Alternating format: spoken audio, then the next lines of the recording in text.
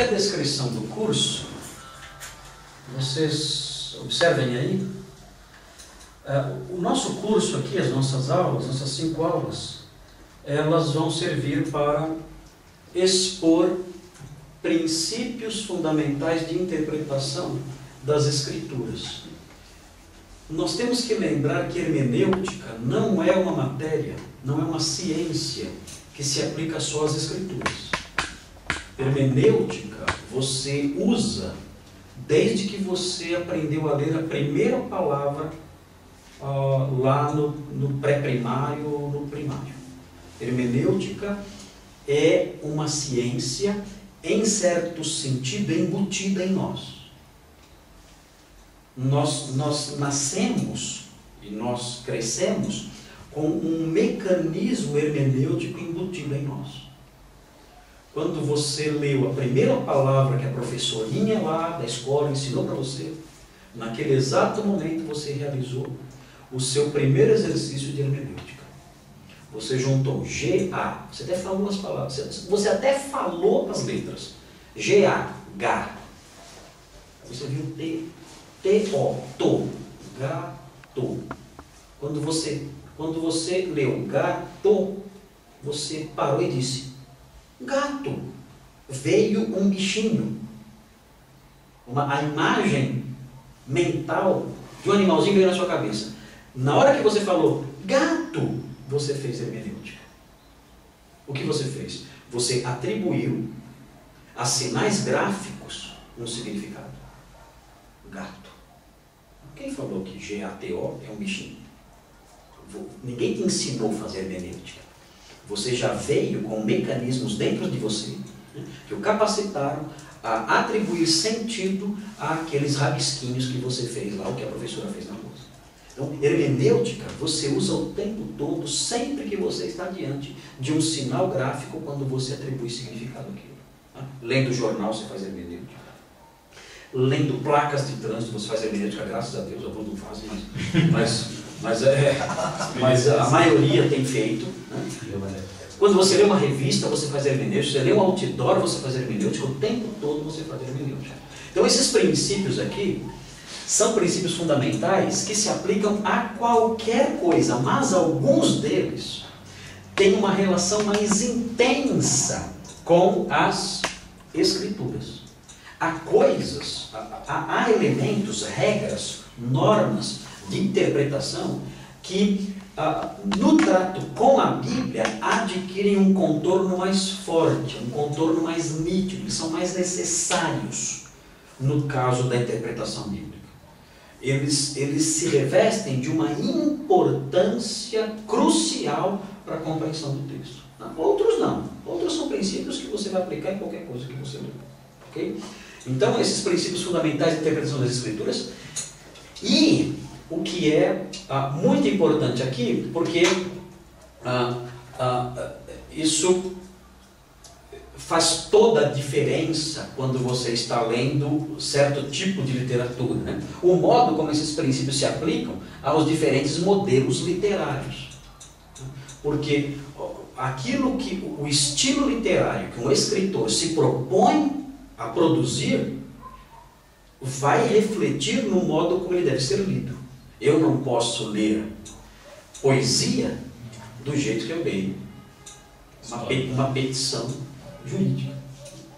Eu não posso ler a poesia do modo como eu leio história, como você mencionou agora.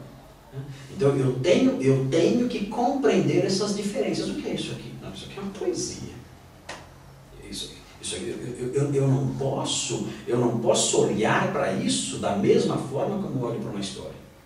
Isso aqui é uma literatura sapiencial. Ela tem algumas características próprias que devem ser levadas em conta na sua compreensão, características que um registro histórico não tem. É próprio do autor usar esse modelo aqui e querer ser entendido dessa forma, diferente de um escritor que produziu um livro histórico. Então, essas coisas nós temos que compreender, as características desses modelos literários, para levarmos em conta essas características no momento que estivermos interpretando. É um universo de coisas aí que a gente tem que aprender. são os objetivos do curso? Fornecer aos alunos elementos que os capacitem a entender o significado essencial de um determinado texto e estimulá-los a fazer uso de tais elementos. E aqui é uma parte que eu não consigo nunca evitar, mostrando os resultados da nossa hermenêutica defeituosa. De onde nascem as heresias? De onde elas vêm? As heresias das seitas para-cristãs. Não tem como. Eu vou pegar um texto, vou trabalhar aquele texto de modo tendencioso, querendo ou sem querer. Existem hereges que são mal intencionados. Já existem hereges que são muito bem intencionados. Cheio. Oi? Humildes, né? Por exemplo, um herege super bem intencionado. Ário de Alexandria. Ário sonhava em preservar o monoteísmo. Não, eu quero preservar o monoteísmo. Para nós cristãos é caríssimo, eu tenho que preservá-lo. Eu vou apresentar uma cristologia que mostra a importância do Filho, que mostra a grandeza do Filho de Deus, mas que preserve ao mesmo tempo o monoteísmo. Esse é o sonho de Ário, e tanto que ele fez. Ele criou ali, ele destruiu a Trindade. É um herege. Enfim, nós vamos olhar então para fornecer esses elementos para que seja possível a compreensão do significado essencial, né, do texto e estimular o uso disso. Muita gente passa no seminário, né, e eu vi isso muitas vezes. Muitas pessoas passam pelo seminário com o único objetivo: pegar o diploma e poder mostrar. Porque eles partem do pressuposto de que eles já sabem tudo. Eles chegam no seminário, eu não estou exagerando, eles chegam no seminário dizendo: bom, agora, né, não há nada que vocês possam acrescentar aos grandes tesouros do meu conhecimento. Os professores não poderão de modo nenhum, né, acrescentar qualquer coisa ao meu sistema teológico, que ele acredita que tem. Né? E ele fica lá, simplesmente ouvindo aquelas coisas, superando, suportando cada uma delas, tirando ali uma notinha média para ver se livra logo. Ele quer se livrar das matérias. No final ele pega o diploma e tudo que ele aprendeu, ele pouco se importa, porque ele já chegou no seminário com a sua visão pronta, com as suas convicções prontas, com o seu modelo, a sua forma de pregar, a sua forma de ler, a sua forma de interpretar, prontos. Ele não precisa de nenhum acréscimo. E ele passa o curso acreditando nisso, termina o curso acreditando nisso, e quando ele sai do seminário, ele faz exatamente as coisas que ele fazia antes de entrar no seminário. Do mesmo jeito. Prega do mesmo jeito, interpreta do mesmo jeito, não acrescenta nada para ele. Porque o sistema dele é perfeito. E ele sai até criticando no seminário. Um monte de besteira, discorda disso, discorda daquilo, e sai fazendo as tragédias que a gente vê por aí. Então o objetivo é que vocês façam uso desses elementos. Utilizem isso. Utilizem. Aspectos aplicativos, né, relacionados à homilética, que a gente eventualmente vai tocar nisso, usem isso. Estou interpretando um texto. Leva em conta os princípios aprendidos. Leve realmente em conta os princípios aprendidos. Porque queremos fazer o quê? Não queremos transmitir as nossas ideias. Nós queremos transmitir a verdade. Queremos transmitir a verdade revelada. O que o Espírito Santo quis dizer. Isso para nós é ouro. E se isso me ajuda a descobrir essas pepitas, se isso me ajuda a garimpar melhor e a obter pepitas maiores, gente do céu, é tudo que eu quero. Eu não quero que a igreja aprenda com as minhas percepções pessoais. Eu não quero que a igreja aprenda com os meus talentos ilusórios. Não, eu quero que ela aprenda com aquilo que Deus deu a ela.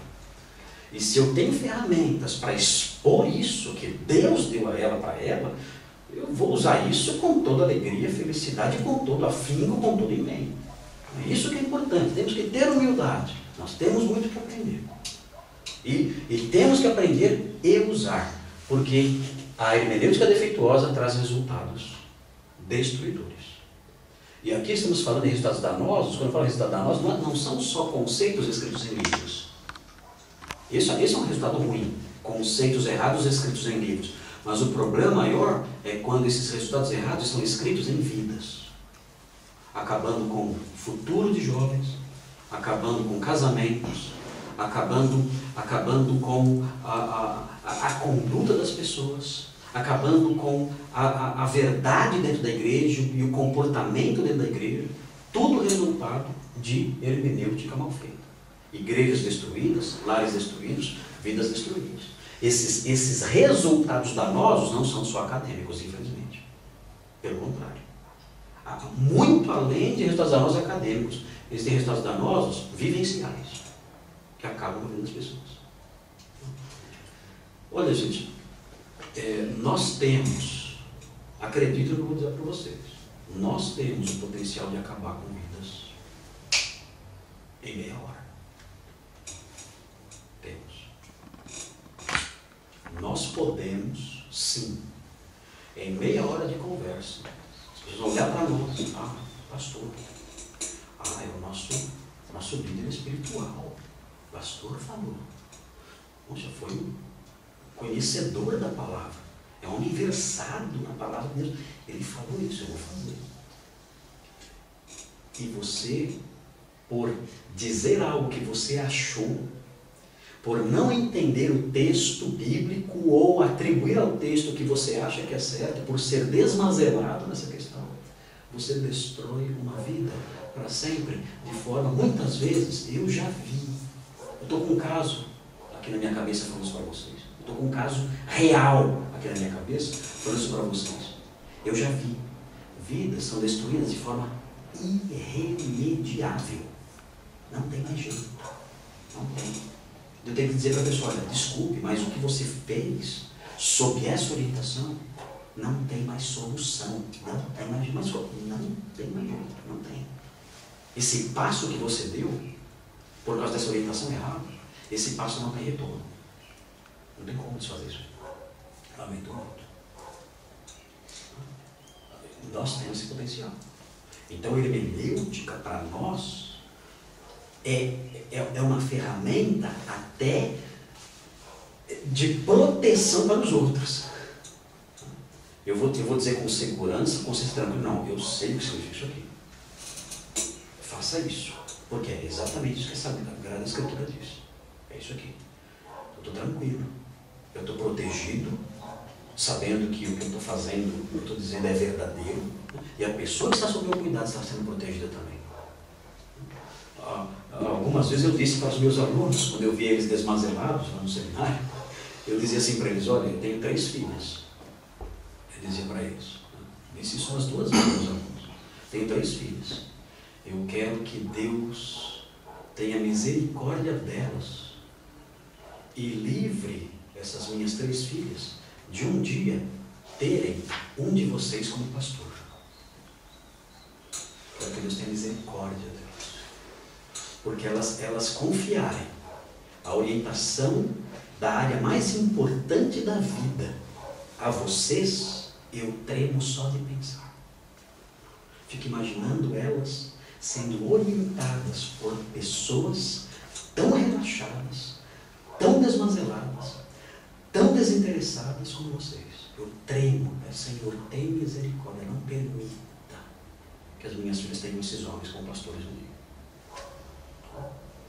Tive que fazer isso algumas vezes, porque percebia que a coisa era levada de qualquer jeito, sem levar em conta, sem considerar o grande potencial que nós temos de destruir vidas. Muito bem, espero ter assustado vocês e apavorado vocês muito com isso. Na realidade, o objetivo não é esse, né? O objetivo é que vocês vejam a seriedade dessas coisas. Nós não podemos levar matérias como essa e as outras que estamos conversando aqui como mais um itemzinho no nosso currículo. Não, nós vamos trabalhar com gente lá fora. Muito bem, qual é a relevância do curso? Por que esse curso é relevante? Por que eu vou fazer hermenêutica? Qual é a importância disso? Olha aí. Então, o curso é relevante na medida em que se propõe a capacitar pessoas a entender o real sentido daquilo que nos foi revelado por Deus nas páginas da Bíblia. O que a Bíblia realmente está dizendo? Claro que há textos que abrem um lequezinho de possibilidades, mas esse leque, ele tem limites. Esse leque tem pontas, né? Esse leque tem expressões que são mais prováveis, bem mais prováveis do que outras. Eu digo, olha, é possível sim isso significar tal coisa, mas a possibilidade de ser isso, à luz do contexto, à luz do ensino geral da Bíblia, à luz da própria percepção espiritual que nós temos, isso aqui é a menor das possibilidades. Então, existe essa pequena, essa variação no entendimento de alguns textos, mas isso tem limites. Esse tipo de coisa não nos permite cometer erros crassos. Não nos permite, se eu seguir uma opção dentre essas, válida, opção real, não que eu inventei, mas uma opção que realmente é possível diante de um texto. Se eu seguir essa opção e não for a melhor, isso não vai me conduzir para o abismo. Eu estou dentro de um limite de significado que o texto admite. Então, mesmo que eu tome uma direção que não é a melhor, isso vai me ajudar a entender mais de perto o real sentido daquilo que nos foi revelado. Importante aqui, numa época em que um crescente número de heresias surge de falhas na interpretação, isso é constante, né? Levou sobre si as nossas enfermidades. Pronto, ninguém fica mais doente no mundo. Falhas na interpretação, o mistério se faz que tal situação seja alterada através da formação de pessoas que saibam detectar e expor, ali é a homilética, né? Detectar e expor o que a Sagrada Escritura realmente diz. Ok? O que a Bíblia realmente fala, o que o Senhor quis nos dizer, o que o Espírito Santo quis que nós conhecêssemos para que ensinássemos os outros e mudássemos a nossa própria vida. Qual foram as intenções dele quando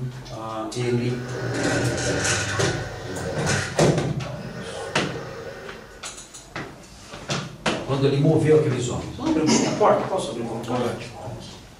Está calor aqui, né? Esse não pode abrir, seu Nelson. Não, digo em cima. Está aberto. Está aberto. Muito bem. Tudo bem até aqui? Sim. Reações? Comentários? João, o que você acha? Concordo plenamente. Já cheira mal. O que vocês acham dessas coisas que foram ditas? Conversa de professor? Isso tem realmente reflexos no mundo real? Eu estive lendo aquele livro do Arte Expositiva de João Calvino, e ele até menciona um exemplo lá bem grosseiro, assim, que as pessoas de Genebra, né, os que se diziam cristãos, eles faziam uma perversidade por entender que comunhão com os santos, então era comunhão com a esposa do outro. Não podia ter comunhão. É aquele negócio do pastor pedreiro, vai e adultera. Toma a mulher amada do seu amigo e adultera. Uma coisa importante é lobos misturados com ovelhas. Lobos mal intencionados. Existem pessoas que buscam na Escritura base para seus erros. Existem pessoas. Isso aí, esse tipo de prática é descarada, muitas vezes. E o que é pior, não é só a desonestidade com o texto. É você trazer o livro santo como seu cúmplice para o mal. Você dizer, olha, a Bíblia e o Senhor Deus estão comigo nisso. Eu tenho o amparo e tenho o apoio do Espírito Santo de Deus na sua palavra para fazer essa maldade que estou fazendo. Ou seja, são dois erros. É uma atitude diabólica. Diabólica. É o que Satanás fez. Satanás agiu assim, ele usou a Escritura dizendo, a Escritura está do meu lado, Jesus.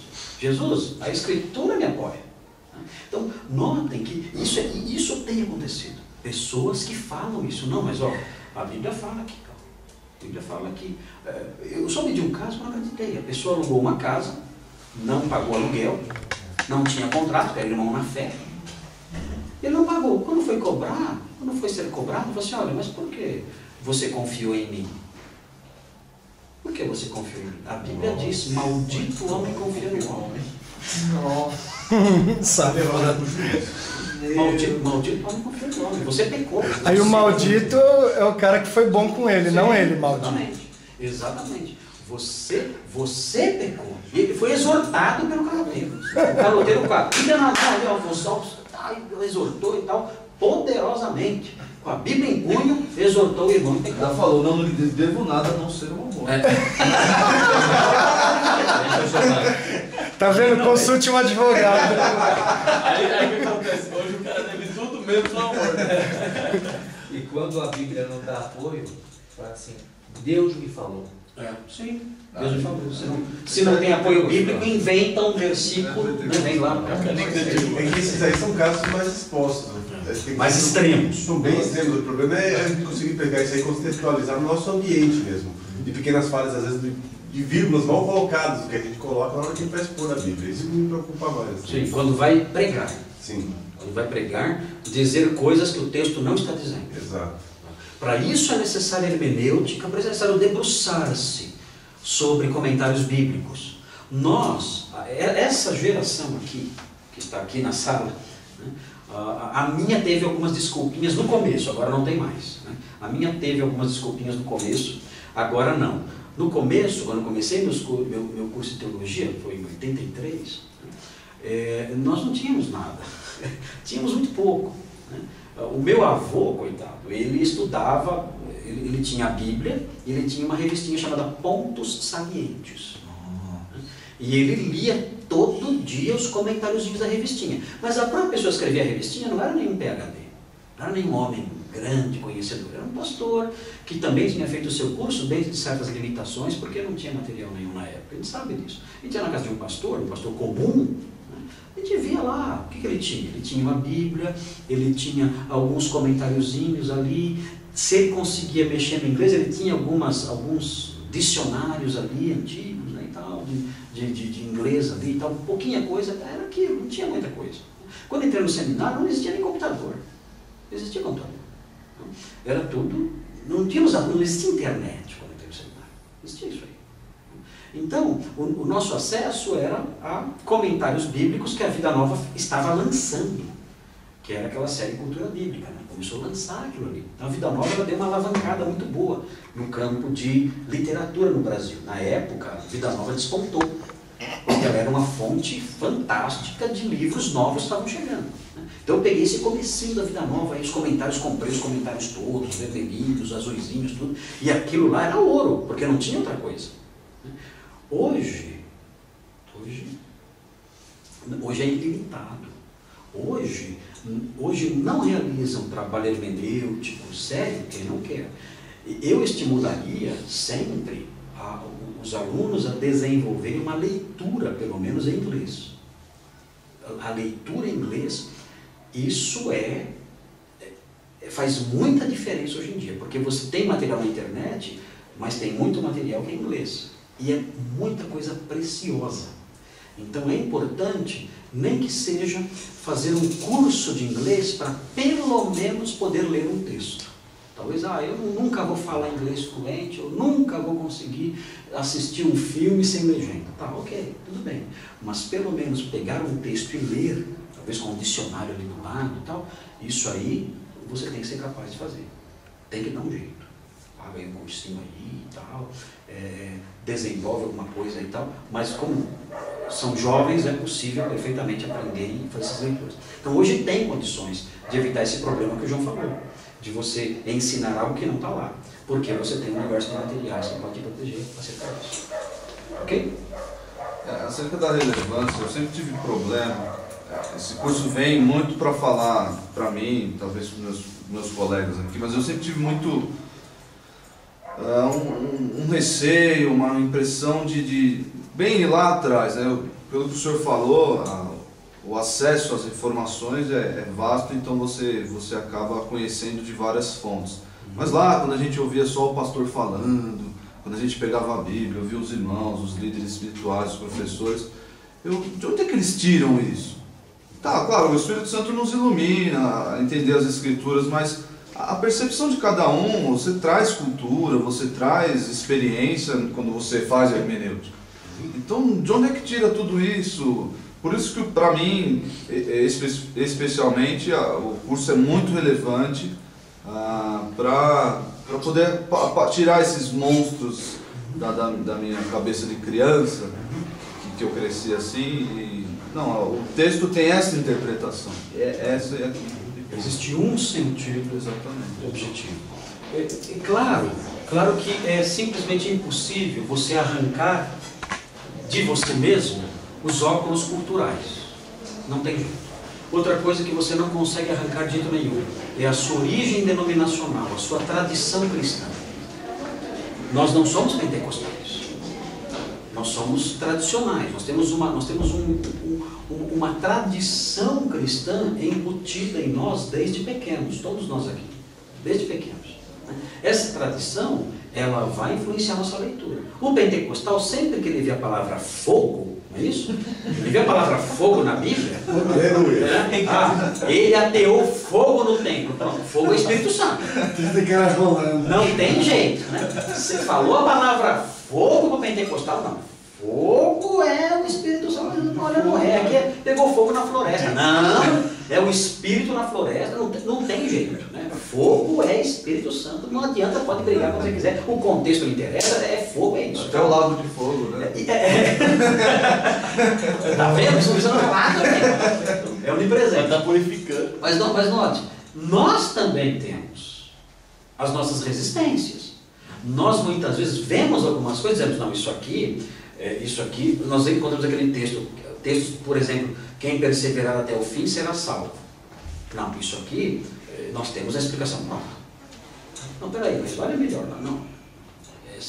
Perder a salvação não perde. Isso eu tenho certeza. Então, vamos tentar explicar o texto a partir dessa compreensão tradicional que nós temos. E nós não conseguimos livrar disso. Isso para nós é muito precioso. E não queremos nos livrar disso. Então nós vamos nos aproximar do texto, às vezes até reduzindo alguns problemas sérios. Às vezes até tratando alguns problemas que realmente pegam, tentando dar uma chatadinha nele. Quando na realidade, às vezes o melhor é dizer, olha, realmente temos um problema aqui que eu não consigo solucionar plenamente. Eu acho que, levando em conta o ensino geral da Bíblia, a melhor visão é essa aqui. Mas essa visão aqui, ela esbarra nessa linguagem.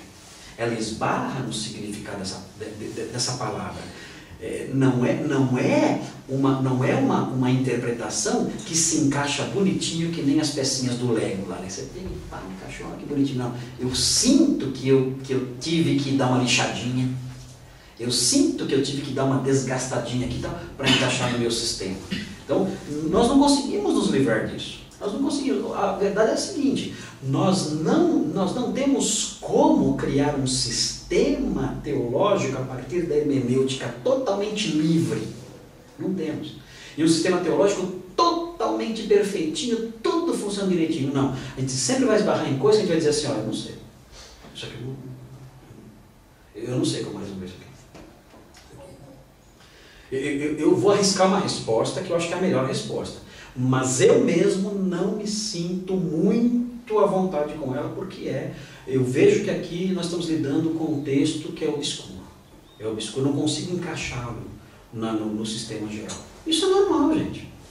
Isso significa, e isso aí é aquela humildade acadêmica que os homens de Deus têm que ter.